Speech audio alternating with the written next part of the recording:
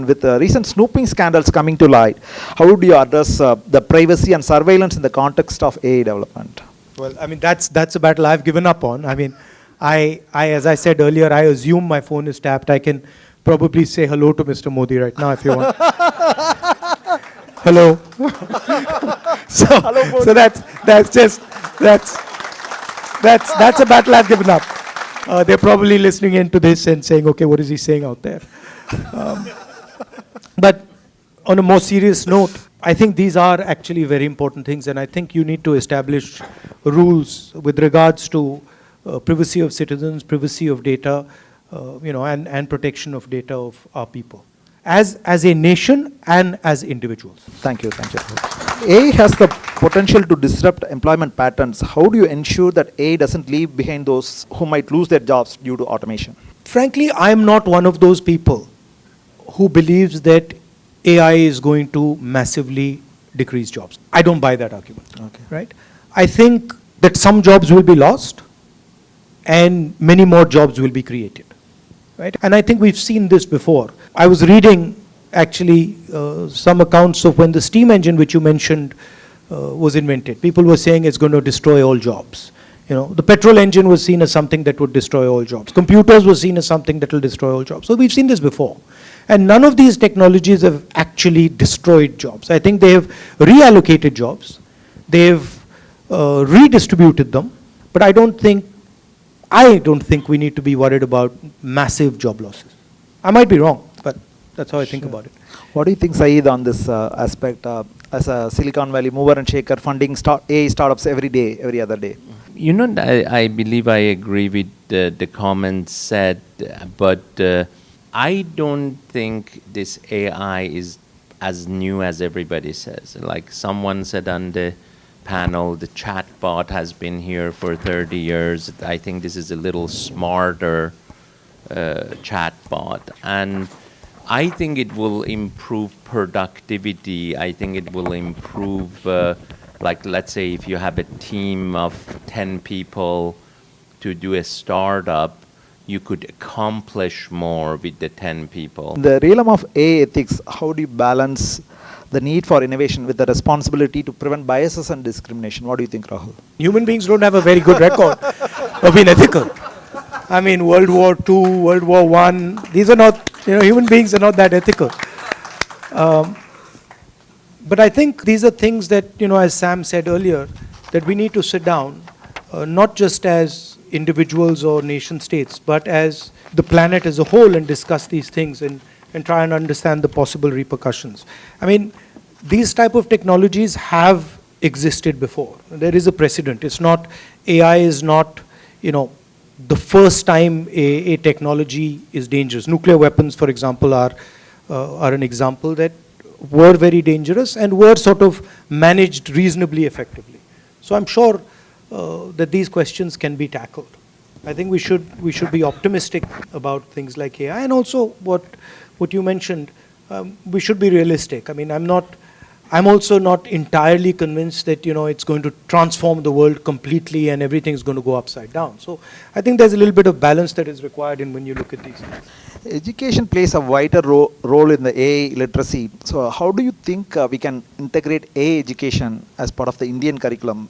Maybe if you become the Prime Minister of India in 2024, what skills you think India should prioritize for future generations? I mean, for me, I'm sitting here today, and a lot of my time is spent back home in the rural environment. So it's a cultural sort of huge transition, seeing, having this type of discussion and then seeing the reality of the Indian education system and our school system and stuff like that. I think on the higher education side, on the engineering side and the technical side, our education system is reasonable. It's good. And it's competitive with any other, top economy of the world. I think where a lot of work needs to be done is the sort of primary education, the secondary education, education for poorer people, weaker sections of society. I think that's where a lot of focus needs to be put.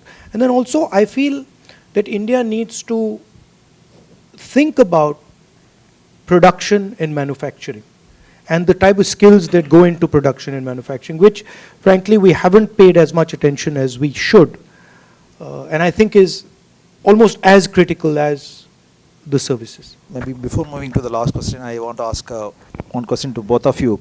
In the global artificial intelligence race, how would you position India as a leader while ensuring ethical and responsible development? Maybe Saeed. I think you mentioned it quite frankly. Technology can be very positive, and if you use it the wrong way, it can be very negative. Like cloning, you could say it has been controlled pretty well. And, gene technology the same way. So I really feel we would have enough discipline just to control the negative part of it and focus on the positive. That's all I can add. I think on the India and AI question, I think India and China have the largest data set on the planet. And I think any AI system is going to operate on that data. We have a huge resource. We have to understand what that resource is, and we have to make sure that we benefit from that resource. It's also very easy to dissipate that resource. So we have to think carefully about data, how we are going to utilize that data, who that data belongs to in terms of individuals, state, etc. So we have to do a lot of thinking along those lines. We need to make sure that we understand the repercussions of misusing or incorrect use of that data. Today, I don't think India as a country has quite understood the wealth of its own data. We don't really understand it, right? And I worry that we will take decisions with regards to our data that will then become problems later, right? We want to make sure that India understands that this is actually the nation's wealth, the people's wealth, and it needs to be treated with care and with vision. At the same time, you can have, I'll use the Saudi Arabia example again. You can have all the oil in the world, but if you don't have the internal combustion engine, it's meaningless, right? So it's not good enough just to have the data. You also need to be able to process the data. You also need to be in the game when it comes to AI and things like that allow you to monetize, allow you to use the data. So we need to have a strategy on both those things. Data is the new oil. So I think, so the last but not least, the very important one, the saying hello to Modi part. So the Pegasus snooping saga. Hi Modi. The Pegasus snooping saga. You're laughing, but it's true. Huh? I mean, I'm not joking.